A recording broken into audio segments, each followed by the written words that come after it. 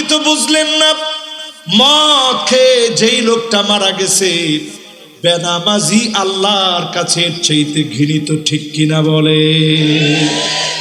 অনেকে আবার এই ওয়াজটা নিয়ে লাগাই দিবেন, কবেন যে আজারি সাহেব উনি মদ খাওয়ারে কিছু কইছেন। মদ খাওয়া কি গুনাহ না? গুনাহ না? ছোট গুনাহ না বড় গুনাহ? মদ খাওয়ার চাইতে অপরাধ হচ্ছে নামাজ ছেড়ে দেওয়া। মদ খাইলে আমাদের শ্রেণী পেশা সবাই খারাপ মনে করে, কিন্তু অধিকাংশ লোক বেনামাজি এই সমাজের লোক নামাজ ছেড়ে দেওয়াকে খারাপ মনে করে না, ঠিক কিনা বলে? আল্লাহ সবার মনোযোগটা খুব সুন্দর মনোযোগ আছে, একটা একটা করে শুনেন। কি আরো শুনবেন? এই তো মাশাআল্লাহ, কয়েকটা হাদিস শোনায় কি কন না? কষ্ট বেশি হয়ে গেছে আজকে। ওই যে ক্যামেরাম্যান কইতেছে হুজুর আরেকটু বয়ান করেন। ক্যামেরাম্যান তো ঠিক আছে, এত কইবই, আপনারা কি কন? আরো শুনবে? ঠিক আছে, 15 মিনিট শুনেন, মনোযোগ দিয়ে শুনেন। ওই যে 15 মিনিট আগে মনোযোগটা দিয়া শুনাল, পরে কবে যে এত ওয়াজ করছেন হুজুর, আর ওয়াজের দরকার নেই। আজকে নিজেকে নিজে প্রশ্ন করেন, কু আনফুসাকুম ওয়া আহলিকুম নারা,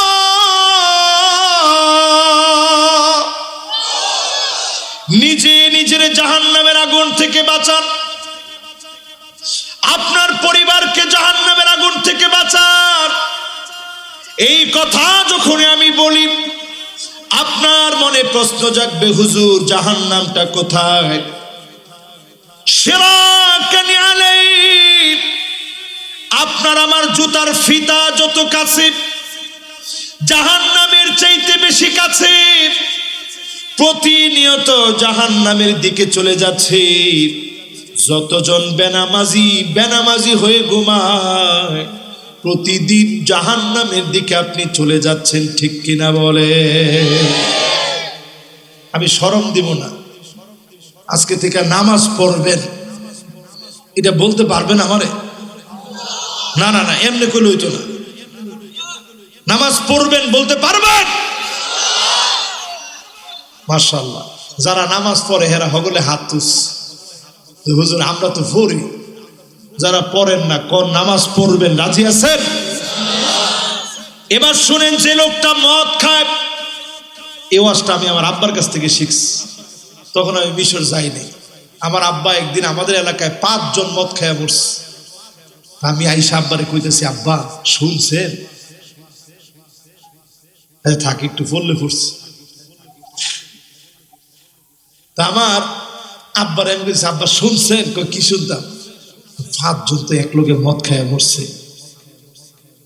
আব্বা খুব আফসোসের কণ্ঠে বলল, আহা, এই যে মদ খায়া মরছে, সব লোক বলতেছে শুনছেন মদ খায় তো 5 জন মারা গেছে, শুনছেন মদ খায় তো 5 জন মরছে। আর প্রতিদিন কত বেনামাজি মারা যায়। আপনি তো বুঝলেন না, মদ খেয়ে যেই লোকটা মারা গেছে বেনামাজি আল্লাহর কাছে চাইতে ঘৃণিত, ঠিক কিনা বলে? অনেকে আবার এই ওয়াজটা নিয়ে লাগাই দিবেন, কবেন যে আজারি সাহেব উনি মদ খাওয়ারে কিছু কইছেন। মদ খাওয়া কি গুনাহ না? গুনাহ না? ছোট গুনাহ না বড় গুনাহ? মদ খাওয়ার চাইতে অপরাধ হচ্ছে নামাজ ছেড়ে দেওয়া। মদ খাইলে আমাদের শ্রেণী পেশা সবাই খারাপ মনে করে, কিন্তু অধিকাংশ লোক বেনামাজি এই সমাজের লোক নামাজ ছেড়ে দেওয়াকে খারাপ মনে করে না, ঠিক কিনা বলে? যদি বিবাহের আগে শর্ত দেওয়া হইতো ছেলে কি নামাজ পড়ে, আগে খোঁজ খবর নেওয়া হইতো ভিক্ষুকদেরকে নিয়ে, ভিক্ষুকদেরকে দিয়ে আগে দেশ গ্রামে খবর নেওয়া হইতো যে এই বাড়ির ভিক্ষা করতে গেছো কোনোদিন? কহ গেছি তো। বাড়ির কি অবস্থা? অবস্থা ঠিকই আছে। চালের যে আপনার এলাকার কি কইটা রে? আরে ড্রাম তো এই দিন আইছে বেড়া, এই যে চালের ডুলি ডুলি কি কয়?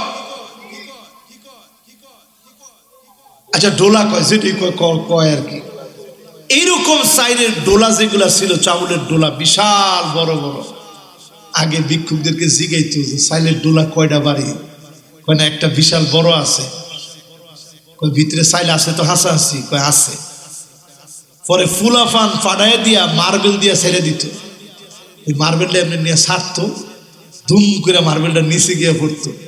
যদি নিচে গিয়ে পড়ে আওয়াজ হইতো তাইলে বোঝা যাইতো ডুলি সাজায় রাখছে ঠিক, ভিতরে কি নেয় কথা কথা। আর যদি চাউল থাকে তো ধুম করে আওয়াজ হবে না, তাহলে বোঝা যাবে যে না চাউল আস। এখন আপনি বিবাহ দেওয়ার সময় খবর নেন ছেলের কয়টা বাড়ি আছে, নগদ টাকা কেমন আছে।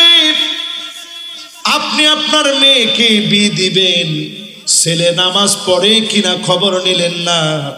এই জন্য অধিকাংশ ফ্যামিলিতে এখন সুখ আসে না, ঠিক কিনা বলে। নামাজ পড়েন, নিজের পরিবারকে নামাজি বানান, স্ত্রীকে নামাজি বানান। হাত ধরে স্ত্রীকে অনুরোধ করেন, ও আমার স্ত্রী, তোমারে ছেড়ে জান্নাতে থাকতে চাই না, একসঙ্গে জান্নাতে থাকতে চাই। ওয়াল্লাযীনা আমানু ওয়াত্তাবা'আতুহুম যুররিয়াতুহুম বিঈমান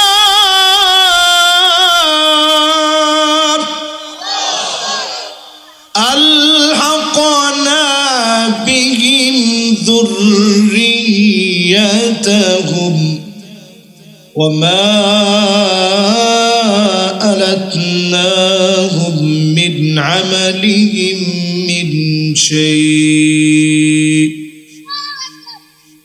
সেই দিন মালিকের দরবারে বাপ কাঁদবে, স্বামী কাঁদবে, আল্লাহ কোথায় আমার আদরের ছেলে, কোথায় আমার আদরের মেয়ে। আমি এখনই 4 দিন 5 দিন মাহফিল করে যখন ঘরের মধ্যে ফিরি, আমি দেখি আমার ছেলেটা দৌড় মেরে কোলে আসে, আমার মেয়েটা যদি ঘুম ভেঙে দেখে বাপ চলে আসছে, ঘুমের চোখে আমার সঙ্গে একের পর এক আলাপ করতে থাকে। একটু চিন্তা করে দেখেন, এটা দুনিয়ার প্রেম, দুনিয়ার ভালোবাসা। সামান্য দুনিয়ার প্রেম ভালোবাসায় আপনি আপনার পরিবারকে এত মনে রাখেন, আর জান্নাতের অফুরন্ত প্রেম ভালোবাসা, যেখানে সময়ের কোনো লিমিটেশন থাকবে না। ওই সময়ে যদি স্ত্রীকে পান, কত গল্প করতে পারবেন। সেই দিন লোকগুলা কাঁদতে থাকবে, আল্লাহ বলবে কেন কাঁদতেছ রে বান্দা? লোকেরা বলবে আল্লাহ কোথায় আমার ছেলে, কোথায় আমার মেয়ে? আল্লাহ বলবে ফেরেশতা নিয়ে আসো তার ছেলেকে। তাকায় দেখবে ছেলের গায়ের ভিতরে জাহান্নামের পোশাকটা আল্লাহ পরাইয়া দিয়েছে। তাকায় দেখবে মেয়ের গায়ের ভিতরে জাহান্নামের পোশাক। সেদিন ব্যক্তি চিৎকার করে কাঁদবে আর বলবে আল্লাহ আমার ছেলেকে কত বুঝাইলাম, আমার মেয়েকে কত বুঝাইলাম গো আল্লাহ, আমার স্ত্রীরে কত বললাম, আজকে কেন জাহান্নামের পোশাক? আপনি নিজে যদি জান্নাতের দিকে হাঁটেন, জান্নাতটা আপনার জুতার ফিতার মতো কাছে। শিরাকানি আলাইহি, জুতার ফিতা যেমন কাছে, জান্নাতটাও এমন কাছে, জাহান্নামটাও এমন কাছে। প্রতিদিন যদি জান্নাতের কাজ করেন, যিনি আপনাকে পরিবারকে জান্নাতি হিসাবে কবুল করবেন তিনি কে? শুধু নিজে নামাজ পড়বো না, ছেলের নামাজি নিব, শুধু নিজে নামাজ পড়বো না, স্ত্রীকে নামাজি বানাবো, নিজের মেয়েকে নামাজি বানাবো, ঠিক কিনা বলেন? এবার আসেন উম্মতের বেহাল দশা কেমন হবে। হাত্তা তুত্তাখাযাল মাসাজিদু তুরুকা, মসজিদ থাকবে, মসজিদের সামনে দিয়ে রাস্তা দিয়ে হেঁটে হেঁটে চলে যাবে। কিন্তু মুসলমান এমন কপাল পোড়া হয়ে যাবে, নামাজ পড়ার জন্য মুসলমান মসজিদে ঢুকবে না, ঠিক কিনা বলে? এরকম মুসলমান কত পার্সেন্ট হবে?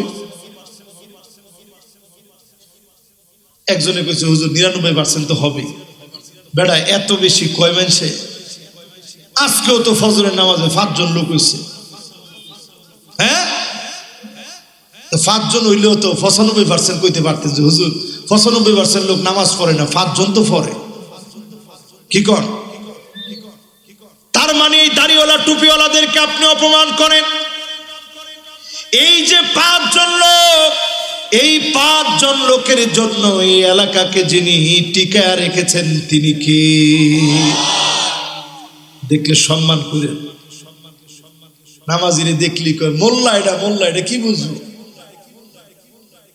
তুমি যে ক্রিটিসাইজ করে মোল্লা কইছ, তুমি তো মোল্লারে চিনো না। মোল্লারে চেনেন?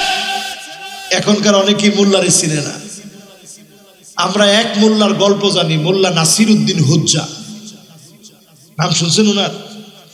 এই যে দেখ, এখনকার ফুলাফান তিনি শুনতো না। এখনকার ফুলাফান শুনবো টিং টিং টিং টিং সাইকেল চালায়, প্যাক প্যাক প্যাক প্যাক, হাঁসের আওয়াজ, ব্যাং কেমনে নাচে, ডিম কেমনে বাজে, খায়া কাম নাই তো মুসলমানের। কিটা শুরু হইলো এখন? 6ষ্ঠ শ্রেণীর ইসলাম শিক্ষা বইয়ের ভিতরে ইসলাম শিক্ষা বাদ দিয়ে 12 পৃষ্ঠা থেকে 27 পৃষ্ঠা পর্যন্ত হিন্দুদের মূর্তি দিয়ে ভরা। এটা মুসলমানের দেশ, এমপি মন্ত্রীদের গাড়ি চলে মুসলমানদের ভ্যাট ট্যাক্সের টাকা দিয়া, ঠিক কিনা বলে? কি শুরু করছেন? আমার বইগুলার উপর থেকে কার বদদোয়ানি লাগছে আল্লাহ জানে। খালি একটার পর একটা দোষ বের হইতে আছে। আজকের এই মাহফিলে বলি, মুসলমান সোজা হন, নামাজের দিকে আসেন। মুসলমান নিজেদেরকে পরিশুদ্ধ বানান, ইসলামকে জানার চেষ্টা করেন। করবেন তো ইনশাআল্লাহ? 2 নাম্বার হাদিস শুনেন, লা তাকুমুস সাআতু, ততক্ষণ পর্যন্ত এই দুনিয়ায় কিয়ামত হবে না, হাত্তা ইয়াক্তাতিলা ফিয়াতা দাওয়াহুমা ওয়াহিদা, একই দলের ভিতরে নিজেরা মারামারি করবে, কাটাকাটি করবে, খুনাখুনি করবে, একজন আরেকজনকে নিজের দলের লোকদেরকে মেরে ফেলবে, ঠিক কিনা বলেন? আমাদের দেশে কি এগুলো আসেনি এখন? কি কোন আছে? কেমন আছে একটু বুঝাই দিই। এইবার আমরা দেখছি আগে যারা ছিল ফুফাতো ভাই, নতুন করে হয়েছে দুলা ভাই। তো ফুফাতো ভাইয়ের কাছে তো বোন বিয়া দেওয়া যায় না, এখন দুলা ভাই হইছে। হওয়ার পরে দেখে একজনে ঘরে থাকতে পারতেছে না, মারামারি কাটাকাটি মামলা শুরু হয়ে গেছে। রাসূলের হাদিস চোখের সামনে চলে আসছে। সত্যিকারের নবীর উম্মত যারা মুসলমানের বিরুদ্ধে অস্ত্র ধারণ করতে পারে না, ঠিক কিনা বলে? মান হামালা আলাইনা সিলা ফালাইসা মিন্না, নবীজি বলেন আমার মধ্যে যারা আমার মুসলমানের বিরুদ্ধে অস্ত্র ধরবে তারা সব হতে পারে, নবীর উম্মত হতে পারে না। নবীর উম্মত যদি হতে চান পাক্কা উম্মত হওয়া লাগবে, মুসলমানের ভাই হওয়া লাগবে, ঠিক কিনা বলে? এরপরে আর 2-4টা, একবারে শেষ সময় 12:30 বেজে গেছে, সবাই মনোযোগ নিয়ে শুনতেছেন, এই জন্য অনেক ধন্যবাদ। শেষ কয়েকটা হাদিস শোনাই, এরপরে আল্লাহর হাবিব বলেন, সময় নিব না ইনশাল্লাহ, 12:30 কইছি, এটার মধ্যেই থাকবো ইনশাল্লাহ। হ্যাঁ, না বাবা আর দেরি করতাম, শেষ।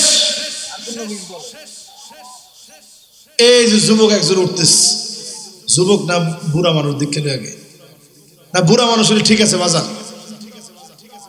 বুড়া মানুষ হইলে আমি আপনার একটু কষ্ট দিতাম না, কিন্তু যুবকের এই মাহফিল থেকে যাওয়ার কোনো অনুমতি আমার নাই।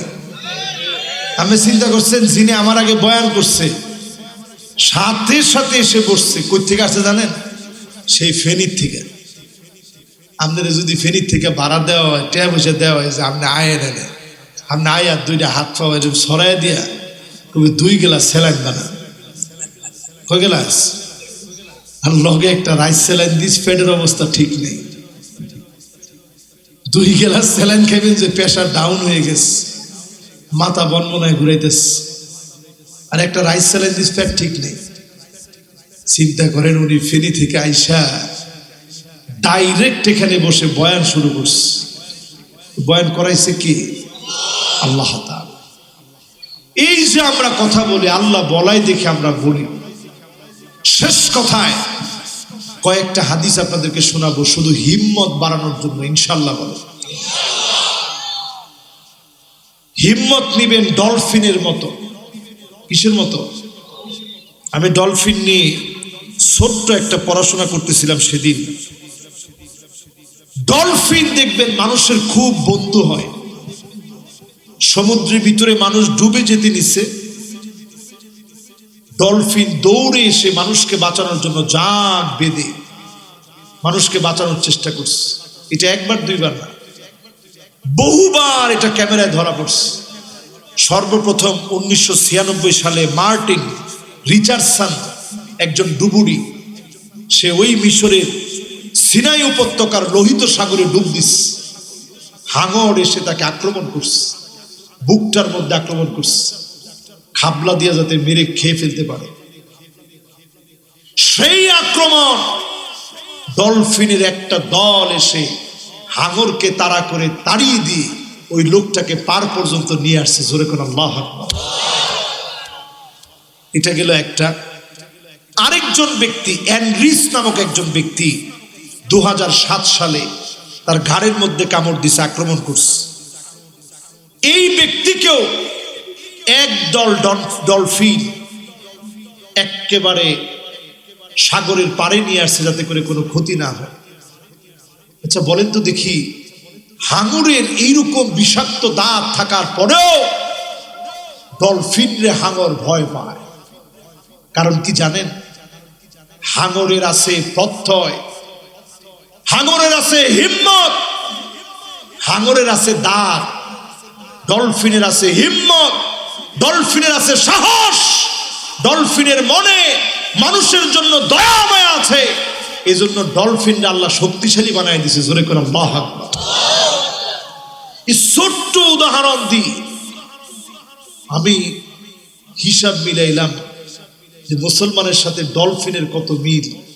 মুসলমানের তেমন কোনো অস্ত্র শস্ত্র নাই, হাঙরের মতো বিষাক্ত দাঁত নাই, হাঙরের মতো হিংস্র না। হাঙরের মতো হিংস্র না হওয়ার পরেও ডলফিন হাঙরে দৌড়ায় নিয়ে যায়, শুধু লেজ দিয়ে ঝাপটা মারে। আর একটা স্নাউট আছে সামনে, এই যে সরু স্নাউট, ঠোঁটের মতো, দেখছেন না? এটা দিয়ে মানুষকে সে আদরও করতে পারে। মানুষের গলায় দেখবেন আলিঙ্গন করে, প্রশিক্ষণ দিলে খেলা দেখায়। এত কিছু যে ডলফিন করে, এই ডলফিন আমাদেরকে বোঝা দিচ্ছে, ও পৃথিবীর মুসলমানেরা, তোমরা শান্তি প্রিয় ইসরায়েলের বিরুদ্ধে, সারা দুনিয়ার বিরুদ্ধে রুখে দেওয়ার জন্য ঐক্যবদ্ধ থাকো। বাতিল পারবে না, পারবে না, পারবে না।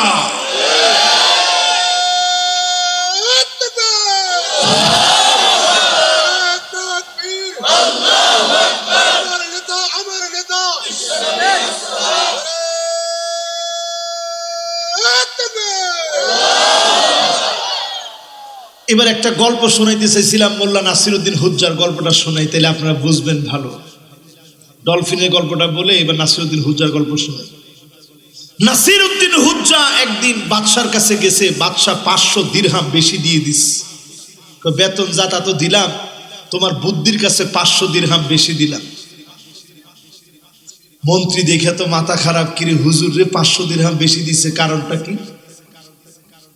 মন্ত্রী বলতেছে, জাহাপনা, এই মোল্লারে 500 টাকা বেশি দিছেন কেন? হ্যাঁ, বুদ্ধি ভালো তো এই জন্য দিছি।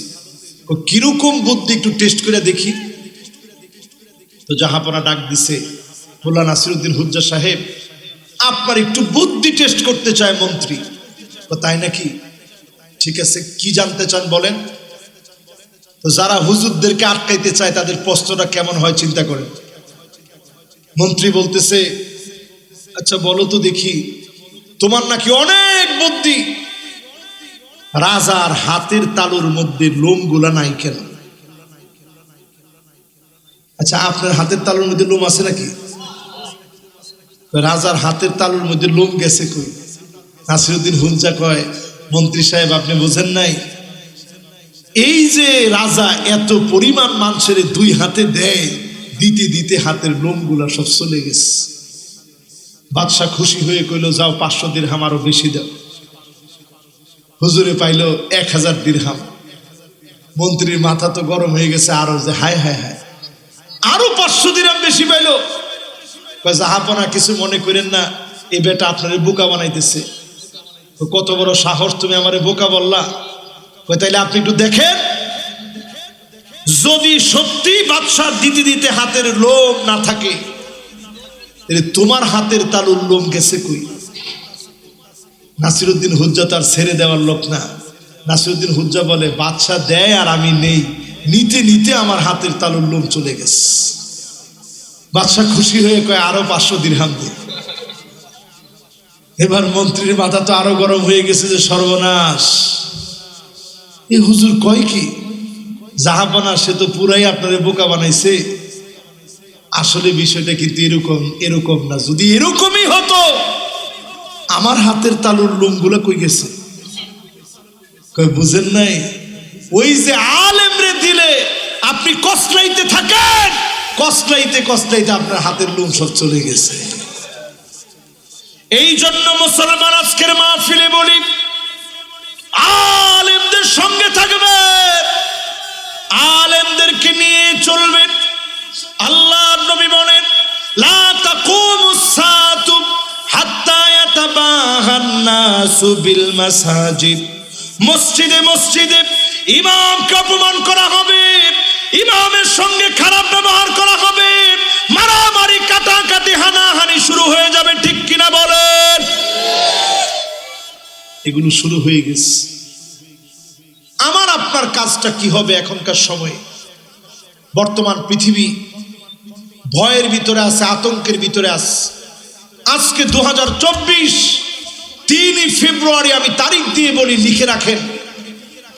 এই পৃথিবীর পরিবেশবিদরা বলছে পৃথিবীতে আসতেছে এল নিনো। বলেন কি? এই যে মাশাআল্লাহ আমার ভাই সহ অনেকে শুনছেন আপনারা। এল নিনো মানে কি? এল নিনো মানে ছোট ছেলে। পৃথিবীর পরিবেশবিদরা বলতেছে একটা ছোট ছেলের কারণে পৃথিবীর ভিতরে বিরাট বিপর্যয় আসতেছে। আপনারাও তাকায় রয়েছেন, সব কয় কি হুজুরে, একটা ছোট ছেলের কারণে বিপর্যয়, এটা কেমন কথা? তাহলে বিষয়টা বোঝার চেষ্টা করেন। সর্বপ্রথম পেরুতে একজন জেলে গেছে মাছ ধরার জন্য, জাল ফেলছে। জাল যখন টানতেছে, হঠাৎ করে দেখে এক জায়গার পানি প্রচন্ড গরম, সমুদ্র পৃষ্ঠের পানিগুলা গরম হয়ে গেছে, অন্য জায়গার পানি ঠান্ডা। ওই জেলে তো জানে না, সে আইসা সবার সাথে গল্প করতেছে যে একটা এল নিনো দেখে আসছি, এটা ছোট বাচ্চার মতো একটা জায়গা, পুরাটা গরম হয়ে গেছে, কি অবাক বিষয়। ওই জেলে তো জানে না পরবর্তী বছরে 1895, 1896 ভারত উপমহাদেশের ইতিহাস ঘেটে দেখেন, ভারত, বাংলাদেশ, ইন্দোনেশিয়া, অস্ট্রেলিয়া সহ পৃথিবীর কয়েকটা দেশের ভিতরে 50 লক্ষ মানুষ মারা গেছে একদিকে বৃষ্টি অন্যদিকে খরার কারণে। 2024 পরিবেশবিদদের ভাষায় এল নিনো জোরালো ভাবে আসতেছে। যেই এল নিনোতে পৃথিবীর অবস্থা এমন হবে, একদিকে বৃষ্টি চলতে থাকবে, অন্যদিকে খরা লেগে যাবে, পানি পানি বলে মানুষ মারা যাবে। এই রকম আযাব যখন পৃথিবীতে আসতেছে, এই আযাব আর গজবের সময়ে আপনি আমি যদি বলি, আওয়ালা ইয়ারাউনা আন্নাহুম ইফতানুনা ফি কুল্লি আমিন মাররাতান আও মাররাতাইন সুম্মা লা ইয়াতুবুনা ওয়ালা হুম ইয়াযাক্কারুন يتفكرون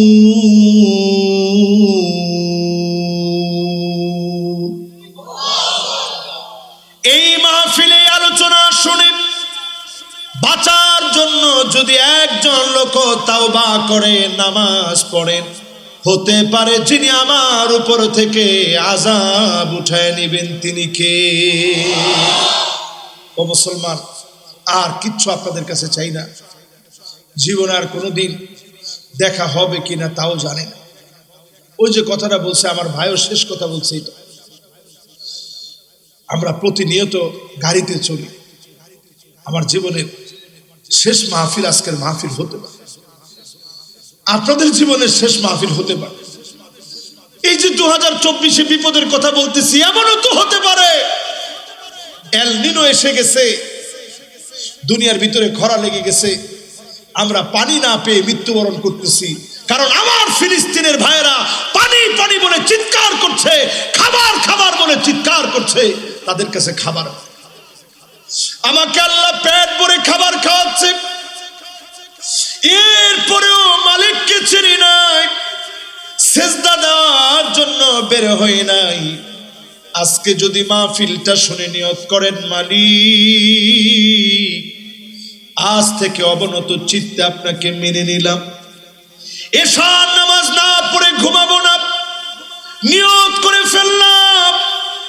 আপনি যদি মালিকের জন্য নিয়ত করেন, হতে পারে মাহফিল থেকে যিনি কবুল করে নেবেন তিনি কে? আমার মা বোনদের জন্য একই নসিহত। মা বোনরা, এটা একটা বিপদ মুসিবতের সময় ফিতনা মা বোনকে বেশি টানে, ফিতনা মা বোনদেরকে খুব বেশি টানে। কিয়ামতের আগে ফিতনা আসবে, একেবারে ঢুকতে থাকবে। এখন সমাজের ভিতরে ফিতনা কম না বেশি? মা বোনদেরকে বলবো, আখিরি জামানা, শেষ জামানায় ঈমান নি, হিম্মত নি, বাঁচার জন্য ঘরের ভিতরে থাকেন, পর্দার ভিতরে থাকেন। যত রকমের ফিতনা আছে, বুড়ু প্লাগ, ছেলেদের মতো পোশাক পরা, ট্রান্সজেন্ডার, এরকম হাজারো ফিতনা আসবে। সব শেষে দাজ্জালের ফিতনা আসবে। ডাইরেক্ট কবর থেকে বলবে, কুম বিইذনি, আমার অর্ডারে দাঁড়িয়ে যা। মানুষ জীবিত হয়ে যাবে। এরকম ম্যাজিক দেখলে মহিলা মানুষ আগে দৌড় শুরু করবে। এই জন্য আজকের এই মাহফিল থেকে আমার মা বোনদেরকে বলি, জান্নাত আপনাদের জন্য বড় সহজ। শুধু 5 ওয়াক্ত নামাজ পড়বেন, রোজা রাখবেন, আতাআত যাওজাহা, স্বামীর আনুগত্য করবেন, ও হাফিজাত ফরজাহা, লজ্জাস্থানের হেফাজত করবেন। একটা না দুইটা না, 8-8টা দরজা খোলা হয়ে যাবে। মালিক বলবে, কোন দরজা দিয়ে পছন্দ জান্নাতে চলে যান। জোরে করে সুবহানাল্লাহ। বেড়া ঘরে ওয়াজ করি, বেডি করে গাইলে আপনাদের খুব ভালো লাগে যে হুজুর যত পারেন কোন। এই মাঠটা পরিষ্কার করে দিছে আমার মা বোনেরা, আপনারা জানেন। টাকা দিছে আমার মা বোনেরা, আপনারাও দিছেন। আপনাদেরকে বলি, খবরদার, স্ত্রীদের গায়ে কখনো আঘাত করবেন না। বর্তমান সমাজের সবচেয়ে ভয়ঙ্কর একটা ফিতনা। টেলিভিশন দেখে দেখে আপনারা শিখছেন, কিছু হইলেই বেডিরে আপনার মুখের সামনে কয় ডিভোর্স দে। ঠিক তো কয় না? আরে কথা কয় না? আর যারা আরেকটু ভালো মহিলা, ওরা কিছু হইলে কয়, আল্লাহ আমার জামাইয়ের মাথা ঠাডা ফেলা। আচ্ছা, জামাইয়ের মাথা যদি ঠাডাটা পড়ে, তো এই ঠাডা তো আপনার উপরেই ফেলবো। কি ব্যাককলের ব্যাককল কর। এই জন্য খবরদার, স্ত্রীদের সামনে আপনি গিয়ে কইবেন না, তোরে বেশি দিন রাখতাম না, তুই মনে হয় বেশি দিন ভাত খাইতে পারতে না, ফুলাও খাবি সামনে। কন্নির রাসূল নিজে স্ত্রীরে বলছে, আনা লা উতাল্লিক, আয়েশা জেনে রাখো, জীবনে কোনো দিন তোমারে আমি ছেড়ে দেব না। জোরে কোন আল্লাহু আকবার। আর আমরা বউয়ের সামনে গিয়ে কি কই, না রে তোর লগে আমার যাইতো না বেশি দিন, না 1-1.5 মাস টিকলে টিকতারে তোর লগে সম্পর্ক, যেরকম তোর কথা রে। এরপর কিছু হইলেই আপনি হাতের ফাজুনটা লন, দেখছো ফাজুনটা জায়েজ না, এগুলো হারাম। রাসূল জীবনে কোনোদিন মা লাতামা রাসূলুল্লাহ সাল্লাল্লাহু আলাইহি সাল্লাম জীবনে কোনোদিন নবীজি স্ত্রীকে একটা থাপ্পড় দিয়া দেখে নাই। জোরে কোন আল্লাহু আকবার। আর আপনারা 10টা কিল না দিলে ভাত খাওয়া হজম হয় না। এখন তো বেডি আর বেডি নেই, বেডি নিজে স্লোগান শিখছে, আমি নারী সব করতে পারি। স্টার জলসা, জি বাংলা, স্টার প্লাস দেখা মানে মায়ের কেমনি দিতে হয় শিখছে। এই জন্য আমনে দেন থাপ্পর, হেবেডি লাড়ি লইয়া ফিরে আনবে দেন, কথা কর না। এরপরে কিছু একটা নিয়ে দিচ্ছেন, দেখছো কি আনছি, কি আনছেন, এটা কিছু হয়েছে, এটা কালার তো মরে যাবো, এটা কালার মরতো না, আপনারা মরে যাবেন। এই জন্য আল্লাহর রাস্তায় বাদ দিবেন তো ইনশাআল্লাহ, জোরে কর ইনশাআল্লাহ। এই জন্য বেড়া করে ওয়াজ করে দেই, মহিলারা যাতে খুশি হয়। 1 নাম্বার ওয়াজ হচ্ছে মাঝে মাঝে গিয়া ঘরটা ঝাড়ু দিবেন। আপনারা হ হুজুর, খাইয়া আর কাম নাই। এই যে ঘরটা গিয়া ঝাড়ু দিলেন, আপনি তো জানেন না সব কেমন। রসুল নিজে ঘর ঝাড়ু দিতেন, আমি নিজে মাঝে মাঝে ঘর ঝাড়ু দিই, আমার আব্বা সব সময় দেয়। কারণ মাশাআল্লাহ, কে দেন দেখি, মাশাআল্লাহ, দেখছেন রসুল নিজে ঘর ঝাড়ু দিবেন, স্ত্রীকে খাওয়াই দিবেন, এক প্লেটে খাবেন, একসাথে গোসল করবেন, সুন্দর সুন্দর নামে ডাকবেন। রাজি আছেন ইনশাআল্লাহ? আল্লাহ আমাদেরকে কবুল মঞ্জুর করেন, পড়েন আমিন। 2টা হাত আমরা আল্লাহর দিকে উঠাই দিই, আল্লাহুম্মা আমিন। ربنا ظلمنا أنفسنا وإن لم تغفر لنا وترحمنا لنكونن من الخاسرين ربنا لا تزغ قلوبنا بعد إذ هديتنا وهب لنا من لدنك رحمة إنك أنت الوهاب.